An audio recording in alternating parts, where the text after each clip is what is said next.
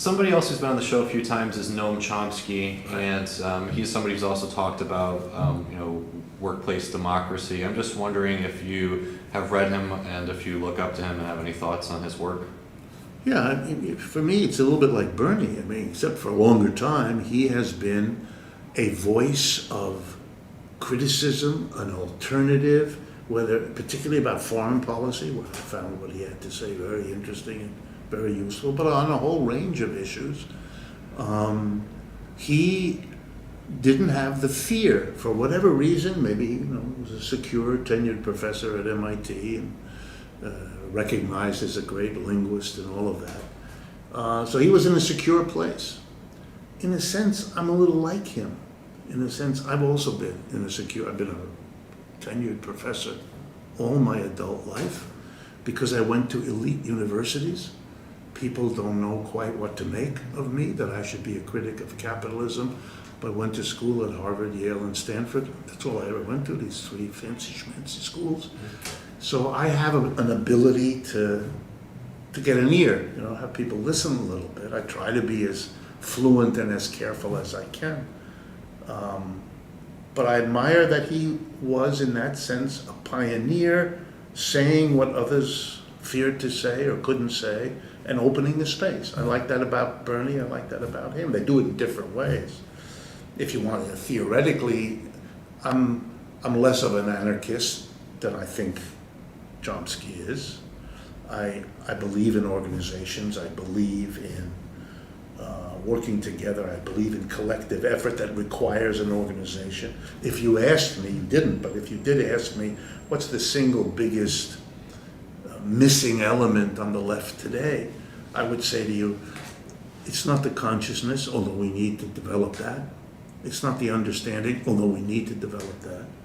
And it's not the numbers. We have those. We don't have any organization. We are the most disorganized left I know of.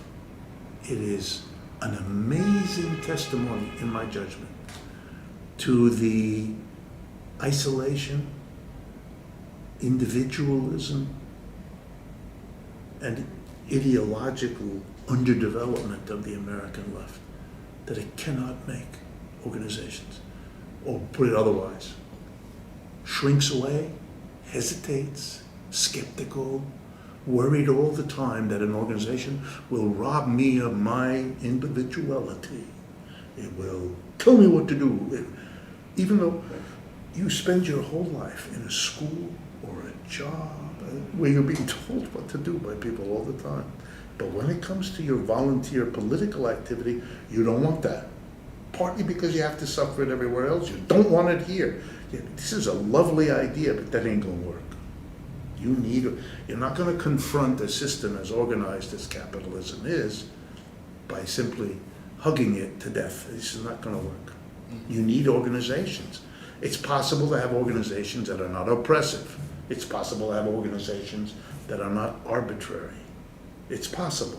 It's hard, but it's possible. But if you don't try, then you're disarming yourself. I don't mean arms in the physical sense, but you're disarming yourself, and the system can afford to ignore you. I used to think the right was powerful. I now travel around the country, do a lot of public speaking, all over the place, Texas, California, everywhere in between. And the left, which I knew was there, is much bigger, and in many ways much deeper than the right. It's everywhere. It carries me. That's why. I mean, I have my radio and television show. Those are all. I didn't do that. I'm like on a leaf on a raging river. That river is the American left. There are loads of people there, with commitment and passion and all of that. But getting together in organizations, and whatever it is about American capitalism that has achieved that, in my judgment, that's the most important item protecting American capitalism. It's not the military, it's not the Republicans, it's that. It's always that way. Russia didn't fall apart, the Soviet Union didn't fall apart because we attacked them. They imploded, they fell apart. That's what will come to capitalism too, as it has in many places, and it will again. What's keeping it for now is whatever it is that disorganizes the left is absolutely crucial for them. And when that shifts, however that might happen, watch out. Because if that left that's out there congeals around a candidate or a party or a movement or something, then you'll see what you saw with Occupy Wall Street, or what you saw with Bernie. Suddenly, whoosh, millions of people are beginning. I remember giving talks in several of the Occupy Wall Street encampments when they would invite me. I remember one up in Bangor, Maine. They flew me up to Bangor, Maine to talk to people who had set up tents in this little town green. Bangor's a very small town, and it has a university and so forth. Orono is a suburb, is where the University of Maine is, and that's who brought me. So I gave a talk in an auditorium, and I began to notice something which I then saw everywhere. After about half of my talk was over, people who had been listening attentively and perfectly nice, I began to watch their eyes, because I'm the speaker, I see the audience, and their eyes were no longer on me, so my ego got over that, and their eyes went to one another. And when it was over, they were looking around the room. At the end of the meeting, I took 2 or 3 of them aside who came up to talk to me at the end. And I told them, I noticed that what's going on. They laughed. They said, we all can't understand. Who are these people? There were 300 people in the auditorium. Nobody in that room thought that there were 300 people who would come and hear me talk about whatever to the Occupy Wall Street. They were learning that they weren't alone. Now the next question is, how do we ever, which they were smart, these young people, how do we get it together again? How do we organize so we aren't 300 people in this little town? 300 people that coordinated and clear in their mind of what they want, that's it, that changes that town. Any 300 who did that would change the town, right wing, left wing, not making a difference.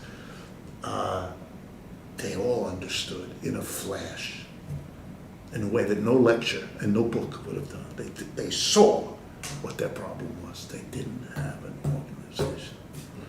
That this little spark, this bizarre tent city in their muddy downtown, field, was the catalyst. Who would have thought it? It's like chemistry, there's something called a supersaturated solution, a little bit about chemistry. If you dissolve a salt in water, it disappears. You just see the water, right? Because the crystals dissolve. But you keep doing that, you get to a point where the concentration in the water, which you can't see, but it's such a dense concentration of the salt, that the next little crystal you drop in, teeny piece, just like the others, immediately it solidifies. It congeals around that last one. It can't handle another solid and keep its liquid form. That's it. That's the metaphor. You're developing a supersaturated solution in the United States, and the next little thing, we'll all wonder how this little thing could do it, but it's not. It's a supersaturated solution that the little thing transforms, and suddenly you're going to have what you have.